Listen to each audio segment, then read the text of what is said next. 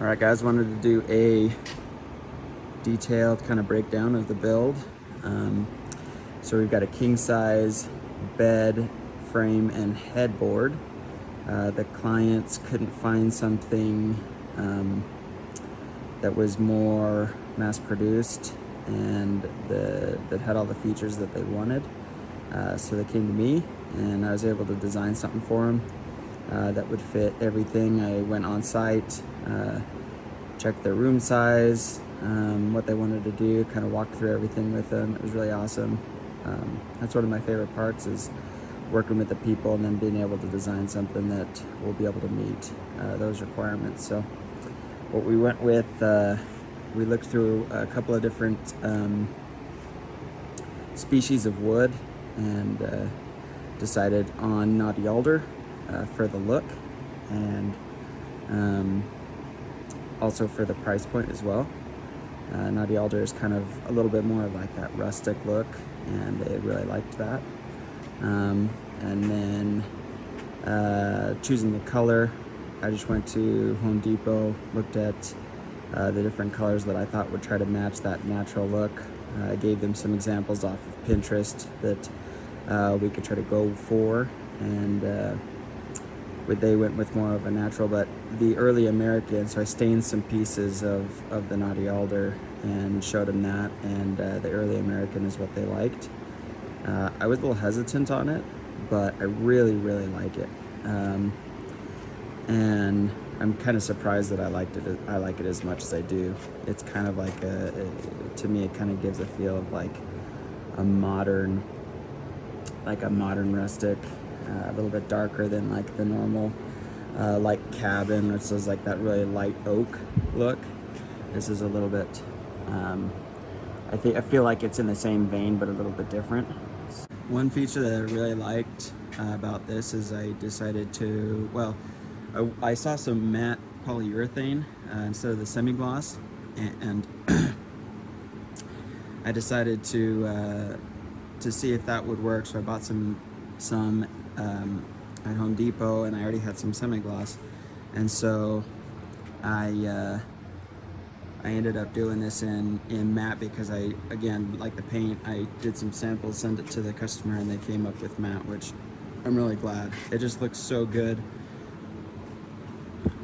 To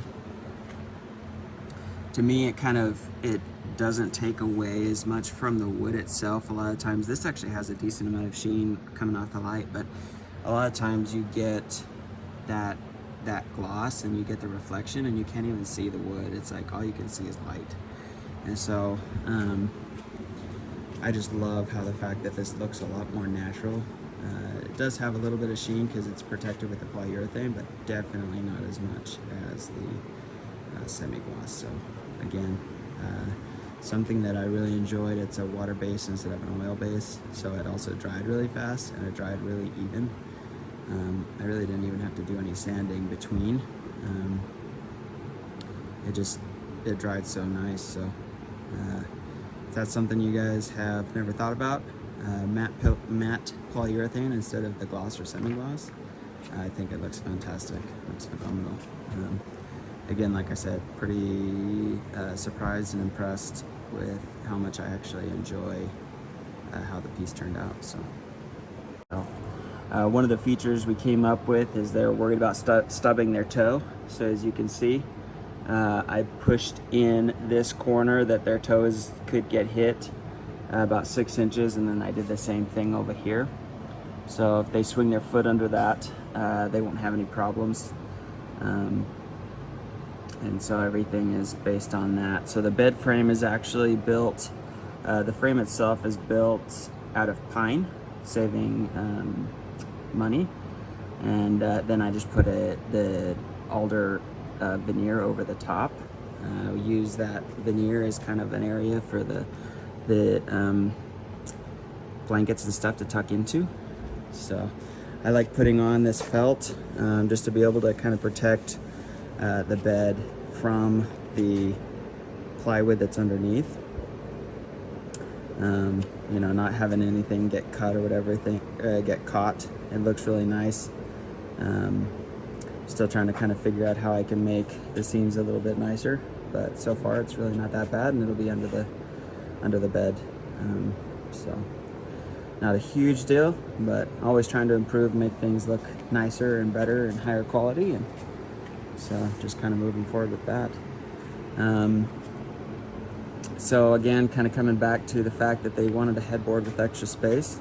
So these are the pockets on the sides, and they are quite deep. I can actually like stick my whole arm up to my shoulder in there. So you can put pillows, blankets, things like that in the back. They'll be able to use that. They've got some space up here, and be able to put some decor and stuff like that up in here. They wanted to have a place to be able to put some drinks and stuff as they're watching TV and whatnot. And then we also have an area up top that they could put stuff up as well, so that'll be up against the wall. Coming around the back side, I didn't finish anything on the back side. Again, just trying to save time and money for the client. It'll be up against the wall all the time. The bottom down here is also unfinished, but everything else is finished. Same with the bed frame. Everything kind of underneath is not finished, but everything that will be visible is finished. So trying to kind of maximize that value. Again, we've got the pockets on the sides, so pretty dang deep. My pinky to thumb is about 9.5 inches, so you can really see how much space. And then this is 8 inches deep. So about a 4-inch here, 4-inch ish there. So pretty nice setup. So with some other interesting things about this, I quoted out 40 hours of work to build this, and it has actually taken me, I believe it has been 58 hours. And then I added on a special feature that took an extra 8 hours for me to kind of design and figure out how I wanted to do it. I don't charge that to the customer.